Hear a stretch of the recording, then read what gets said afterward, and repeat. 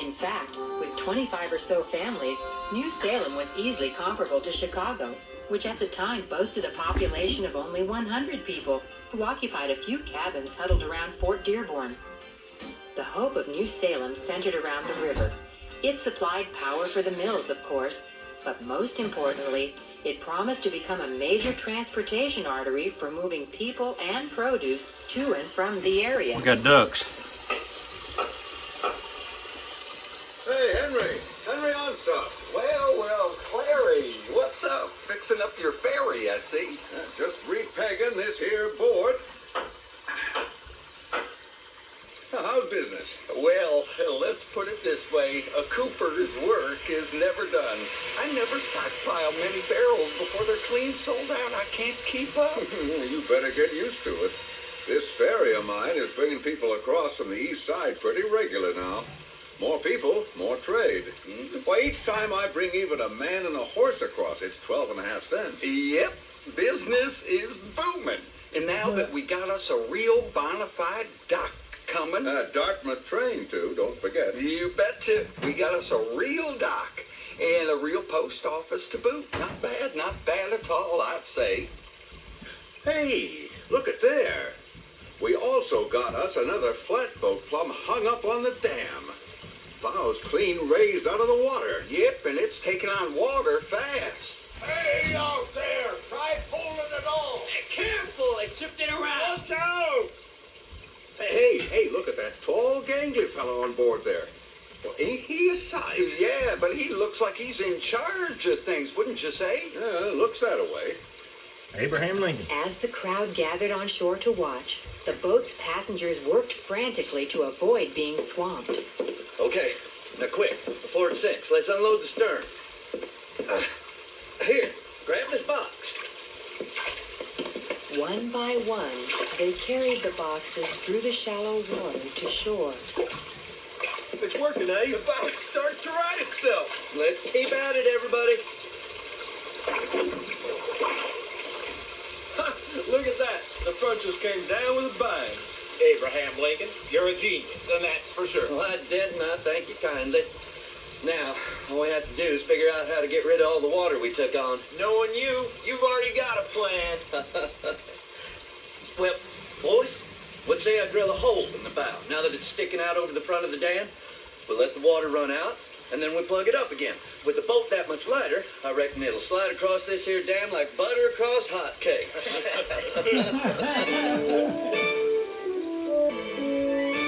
And them ducks are finding something to eat. As the lanky, raw-boned What on young earth? man carried out his plan and floated the flatboat over the dam. They'd seen many a boat hang up on their dam, a rather ingenious barrier constructed from large wooden bins filled with rocks. But they'd never seen anyone solve the situation quite like this long, tall stranger. Hard going there. Over around. Tie her up on the bank. Hey, boy, that's the way to go. Hand me the rope, young fella. I'm on day tour. Most of my time Let's out in slide. practice. Name's Abraham. Abraham Lincoln. William Clary, grocery keeper and ferry owner. My friend here, Henry Onstock, Cooper. Pleased to meet you. Howdy. Welcome to New Salem. This here's my stepbrother, John Johnson. Howdy. A cousin of mine, John Hanks. Howdy. And the owner of this fine flatboat, Denton Offit. Hello. You all come on up on the bluff. See our town. Rest a spell. Well, all right. I reckon we could do that all right. Hey, Denton? Lead the way, gentlemen. Abraham, Denton, and the others chatted amiably with the townsfolk. Denton Offit, in particular, was much impressed by the town, whereupon he made a pronouncement. Gentlemen, I am convinced that this river of yours, the Sangamon, can be navigated by steamboats, and this town will see a great tide of immigration because of it. I'll build a boat and specially fit it with rollers to send it shooting across the shoals and with runners for the ice in the winter. By thunder, with Abraham Lincoln in charge, we'll make a go of it. If the Sangamon River could be navigated by steamers, the town might quickly become a major frontier city. Denton Offit laid plans to return to New Salem as soon as the cargo on the flatboat was delivered to New Orleans. And as part of that plan, Abraham Lincoln also returned. Hey there, Abraham. Henry Onstock. Hello there. How have you been? Just fine, just fine. How was your trip? All right. We come back up to St. Louis by steamboat, and I walked it on up here. Just got here yesterday. That's a mighty fur piece of walking, I'd say. I didn't know if you'd come on back here or not. Yeah. I guess I'm just a piece of floating driftwood chucked up by chance on your shores. Well, we're mighty glad to have you back. Where's Offutt? Denton stayed behind to buy up a stock of goods. Plans on opening up a store here. Well, we can always use another store, sure enough. Without a good store or two, we'd never catch up on the news. Hey, Henry! Hey, Jack Armstrong, come on over here. Got somebody for you to meet. We got a new face in town here, Henry. This here's Abraham Lincoln. He's settling down in New Salem, gonna work for Denton Offutt in the store he's gonna open up. Offutt? You know, the fella said he's gonna build a steamboat. Oh, yeah, I heard about it all right. And about you, Lincoln. Abraham. Abraham, then. Welcome to New Salem. But you better look out. Me and the rest of the Clary Grove boys love to fight better than we love to eat. Well then, I'll take your advice and look out for you, all right? Don't say you weren't warned, Abraham. These here Clary Grove boys are a pretty wild bunch. When they come to town, you can be pretty sure that something's gonna break loose. By September of 1831, Denton Offutt had opened his store. Its shelves were lined with all sorts of items, from bolts of calico cloth to tea and sugar. And like other stores of the time, it served as a general meeting place. Offutt, a rather flamboyant character, spent considerable time bragging to townsfolk about how smart and strong Abraham was. I'm telling you, he's got more stories to tell and more smarts inside that head of his than 10 men should be carrying around. Yes, sir, he can outrun, outthrow, and outfight any man for miles around. Finally, the avowed champion of physical strength of the area, none other than Jack Armstrong himself, could stand it no longer and challenged Abraham to a wrestling match. In a time when there was no television, no radio, and few other amusements, such an event, common though it might have been, commanded a good deal of attention. Here's my bet that says Abe Lincoln whips Jack Armstrong.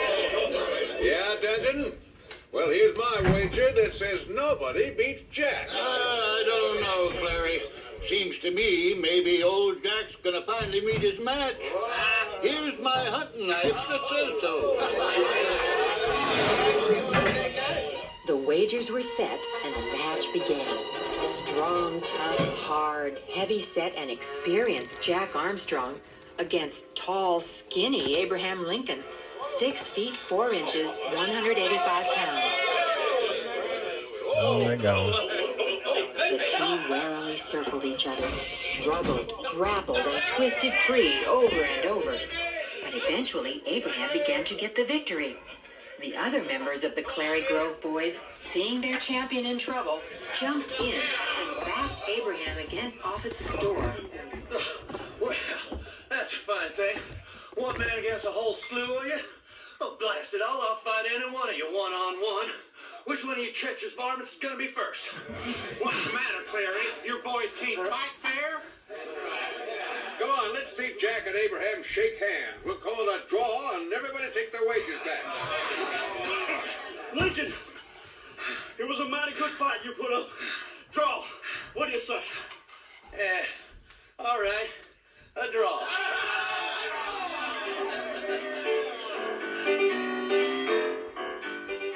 The fight with Jack Armstrong may seem like a small thing to us, but during the time America was being settled, a man was measured by his strength and courage, and Abraham Lincoln had just been judged worthy.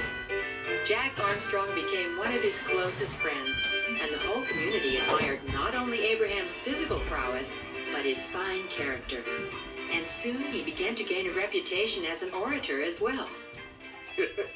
I'll tell you, Henry, that Lincoln is something else. The New Salem Debating Society has taken on a whole new shine since he's been around, and that's for sure. Yes, sir. I've got a most interesting border on my hands. I know, Rutledge. I remember the first time he got up to speak.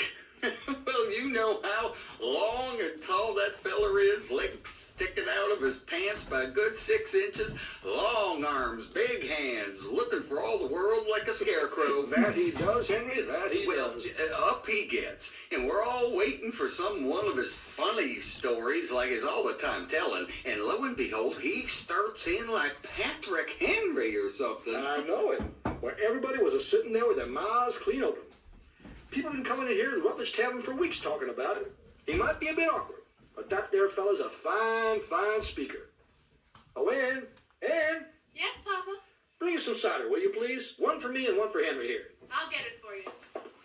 Major Graham tells me Abraham's studying grammar and mathematics with him. Well, I reckon being the school teacher mentor is the best person for the job, all right. Here we are, Papa. Thank you, Ann. But that's not all old Abe's up to. Oh? Nope. He's gonna run for the state legislature. You're kidding me, Henry. Somebody right here in New Salem running for the legislature? Yep, he's announcing his candidacy next week. You best be there at that meeting. Oh, don't you worry. That's one meeting I'd never miss. I reckon everybody will be there, because even though he hasn't got much, he's sure got a lot of friends. On March 9th, 1832, Lincoln addressed his townsmen and announced his candidacy. In his speech, he advocated deepening and straightening the river as the most practical improvement for New Salem, and he encouraged everyone to have a sufficient education to read history and scripture. At the end of the speech, he said, Every man is said to have his peculiar ambition. Whether it be true or not, I can say for one that I have no other so great as that of being truly esteemed of my fellow men, by rendering myself worthy of their esteem. How far I shall succeed in gratifying this ambition is yet to be developed. I am young.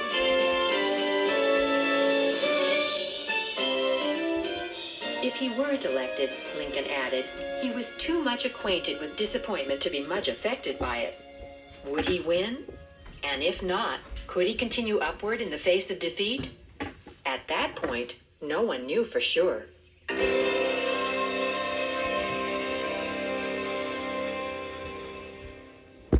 Well, I know something for sure, Aunt Carol. What's that, Uncle Dan? I know that Alabama is the smartest state. The smartest state? Now, how do you come to that conclusion? Well, it's obvious. After all, it's the only state that has 4 A's and a B. 4 A's and a B? Oh, no. I get it. A-L-A-B-A-M-A. That was sneaky, Uncle Dan. Does this mean that you've been collecting more jokes and riddles for Clubhouse Magazine? That I have. Well, I think I have a riddle that'll stump you. Want to try? Sure, ask away. Tell me, do you know a word that starts with E but has only one letter in it? Let's see. It starts with E and has only 1 letter in it. That's the question, all right. I believe I do. You do? It's the word envelope. Oh, have you heard that one before? Afraid so, Aunt Carol. You have to come up with some new material. Well, boys and girls, you heard him. So how about helping me out? Send your riddles to me, Aunt Carol, at Your Story Hour, Box 8, Niles, Niles, Michigan, 49120. Together, we might stump Uncle Dan. Whew, that sounds like a challenge. I better keep my wits about me. You better.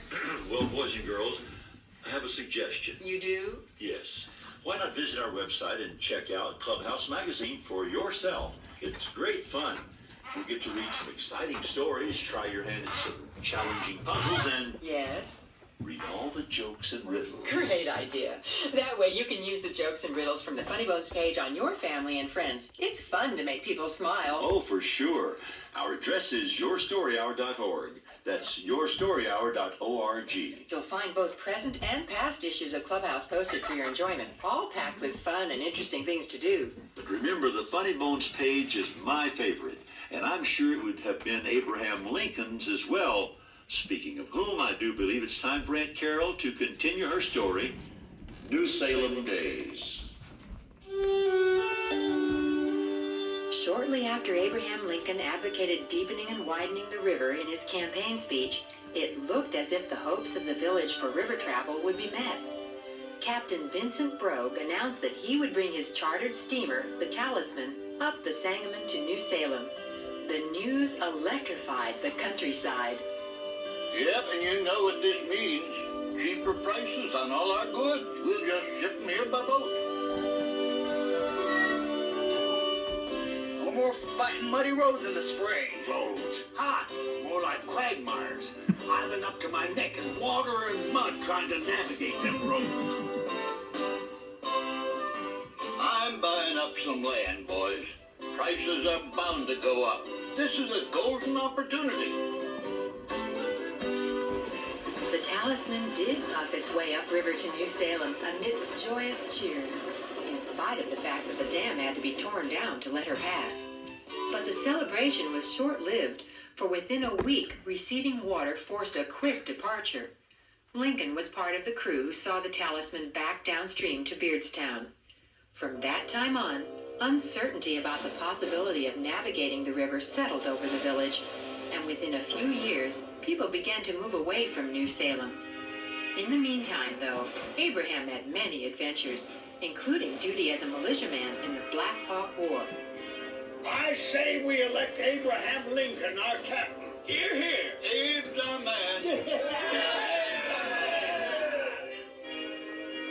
Although the militia successfully repelled the return of Chief Black Hawk and his braves from across the Mississippi River, Lincoln saw no real action in the war. He returned to New Salem just before the election, which he lost. He then bought part ownership in one of the stores in New Salem, which became known as the Lincoln Berry Store. Later, he sold his share to Berry, but by that time, he had incurred debts connected with the business that would haunt him for years. However, while he was still part owner, he was appointed to become postmaster for New Salem, a position which gave him much exposure to people and events.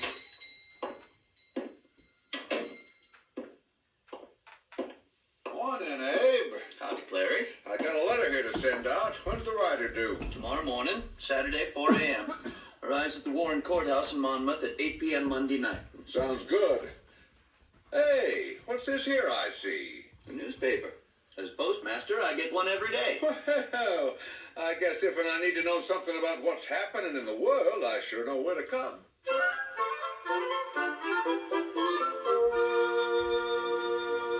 While postmaster, Abraham was able to earn extra money at all sorts of odd jobs, such as harvesting, tending store, and rail splitting. Always eager to learn, Lincoln once again sought out Mentor Graham, who helped him master subjects such as trigonometry and rectangular surveying. Soon he was earning money with his new knowledge, and to this very day, some roads he surveyed in Illinois are still in use. During this time, the spring of 1834, he decided to run for the state legislature once again. While campaigning, he visited a friend in Island Grove by the name of Rowan Herndon. Thank you kindly. It was delicious. A real stick-to-your-ribs kind of meal. Would you like to meet my harvest crew? Could mean more votes for you come fall. Well, thanks, Rowan. Sure thing. Let's go.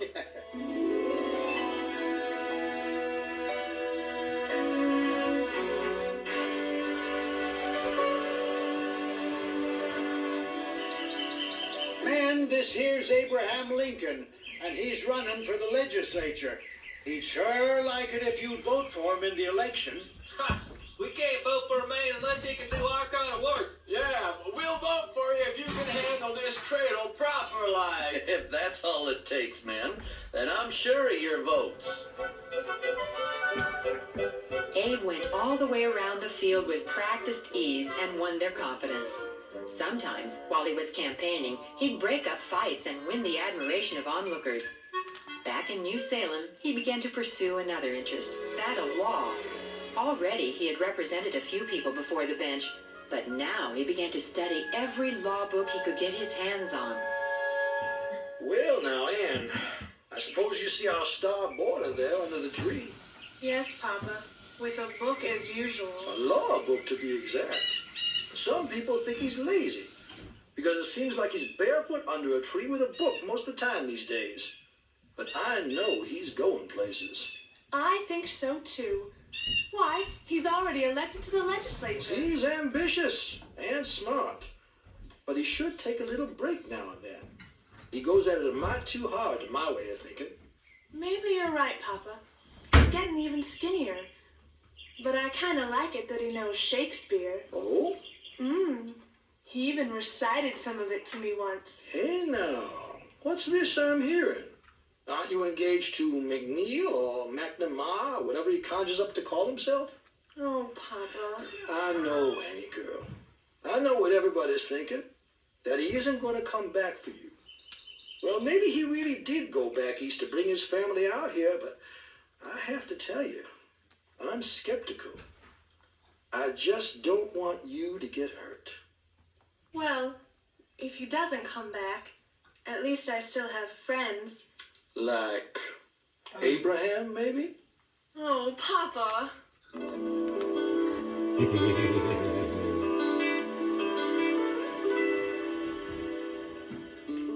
After borrowing $200 from a friend for clothes and other expenses, Abe left for the legislature in Vandalia, then the capital and hub of Illinois. Here he observed wealth and education, social grace and charm in action. It was truly a revelation to someone born and raised in poverty. You ready to eat, Frank? In February of 1835, he returned to New Salem, and it soon became obvious that Anne Rutledge and Abraham Lincoln had more than a passing interest in each other. Well, well, look there, would you, Henry? Yep. Abraham. Poor old guy. I declare I don't think it'll ever stop raining this summer. Everybody thinks they're sweet on each other, you know. Oh, I know, and I have to say I agree. Besides, I don't think McNamara's coming back for her. She'd best get on with her life. They do make a handsome couple. Well, they've known each other almost since he came to New Salem. Yep, she was just a wisp of a schoolgirl then. But now look at her. With blue eyes and flowing auburn hair, Rutledge was pleasingly plump and pretty. Nearly everyone in New Salem knew that she and Abraham had come to an understanding, as they said, which meant in due time they expected the couple to marry. The summer of 1835 was one of the hottest in Illinois history, and it rained nearly every day. Rivers flooded, sending Abe through standing water to do his surveying. And then, suddenly, Anne fell ill. Uh-oh.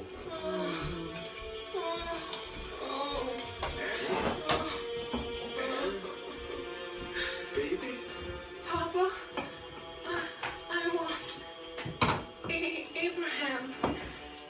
Abe. Doctor, is it all right? Should I send for him? I wouldn't advise it, James.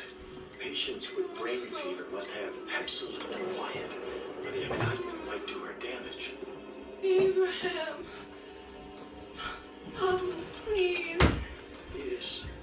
Is there any hope for her? I'm sorry, James. Abraham. Where are you? I can't bear it. I must send for him.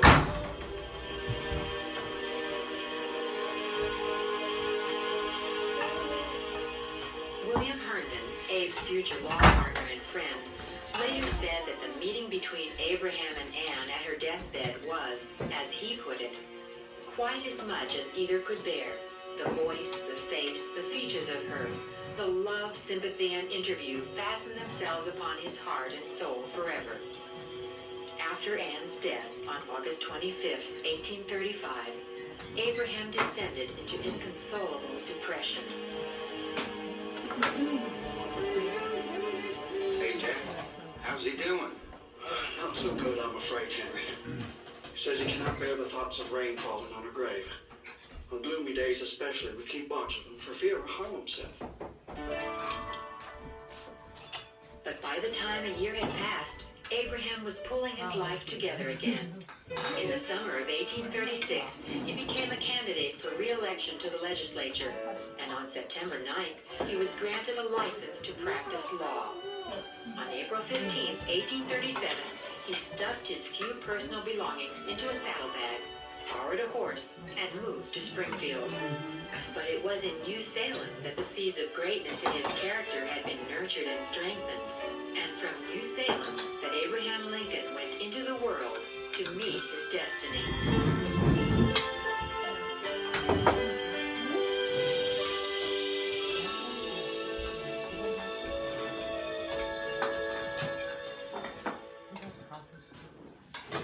Very interesting, Aunt Carol. New Salem must have been quite a place. Oh, yes. In its prime, there were numerous tradesmen, doctors, a schoolteacher, postmaster, and many others. New Salem is probably the best example we have of a frontier village that you can visit today. It's fascinating to see the rough log houses, the spinning wheel, blacksmith shops, Split rail fences, the dam and mill, and much more. The reconstruction of New Salem was carefully researched, and now thousands of families visit it each year. If you're interested in learning more, you can find many books about New Salem in your public library. Or you can Google it on the web. That's right. Much of today's story was based on an excellent book entitled New Salem by Benjamin P. Thomas, but there are many others. I guess the important thing to remember in all this is that no matter where a person grows up, whether in a primitive village like New Salem or in a bustling, sophisticated city, the true measure of a person is in the heart. So true, Uncle Dan. Now, boys and girls, do remember if you have any new riddles that would stump Uncle Dan, please mail them to me at Your Story Hour, Box 8, Niles, Niles, Michigan, 49120. And remember to put personal for Aunt Carol in big letters on the outside of the envelope. I promise I won't be. We'll stump you yet, Uncle Dan. Just you wait. Well, until then, thanks for being with us today, and be sure to join us next time for our continuing story on the life of Abraham Lincoln. Bye, everyone. Keep smiling. All right, folks, there's your Saturday prank video along with old Honest Abe Lincoln. Hope you enjoyed it. Hope you enjoyed the ducks, but we got to get out of here. We're going to roof a house today. That means we got to get it rolling. See you again next time.